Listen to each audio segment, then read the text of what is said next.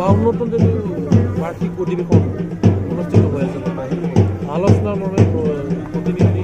আলোচনা হোৱাৰ কি সিদ্ধান্ত গ্ৰহণ কৰিছে? চাওক, যোৱাকালিৰ পৰা আমাৰ 52তম যি অধিৱেশন সেইটো আৰম্ভ হৈছে আৰু যোৱাকালি প্ৰথম যি প্ৰতিনিধি সভা সেইটো ইতিমধ্যে হৈ গ'ল আৰু ইয়াত আমি ভাৰতৰ আৰু অসমৰ যিবিলাক জ্বলন্ত সমস্যাবিলাক আছে এই সমস্যাবিলাক আমাৰ আলোচনা বিষয় হিচাপে আমি লৈছোঁ। কাৰণ আমি ভাৰততে থাকোঁ হিচাপে, অসমতে আছোঁ হিচাপে এই সমস্যাবিলাক আমাৰো সমস্যা। সেইকাৰণে আমি নিখিল বড়ো ছাত্ৰ সন্থাৰ দৃষ্টিভংগীৰে এই সমস্যাবিলাক কেনেকৈ সমাধান হোৱা উচিত ইয়াৰ ওপৰত আমি যোৱাকালি আলোচনা আৰম্ভ কৰিছোঁ আৰু আজি পুনৰ আমি আলোচনা কৰিম। ইয়াত আমি এই কথাটোকে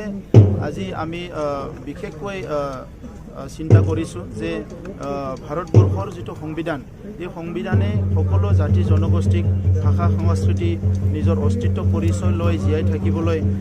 এটা অধিকাৰ দিছে আৰু সেই অধিকাৰটো যাতে কোনো কাৰণত কাৰো অধিকাৰ খৰ্ব নহয়, কাৰো নিৰাপত্তা যাতে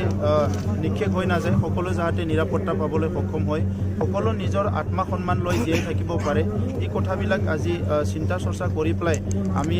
নিজৰ যি এজেণ্ডা সেইটো আমি তৈয়াৰ কৰিম, নিজৰ যি ৰেজুলেশ্যন সেইটো আমি তৈয়াৰ কৰিম। আৰু বিশেষকৈ আজিৰ সময়ত আমি এইটোকে ক'ব বিচাৰিছোঁ যে অসমত যিটো কেব লৈ পেলাই যিটো আন্দোলন হৈ আছে, এতিয়া কাহ হৈ গ'ল, সেইটো এই আন্দোলনটো এতিয়া চলি আছে আৰু সেই আন্দোলন চলি থকা সময়ত অসম চৰকাৰে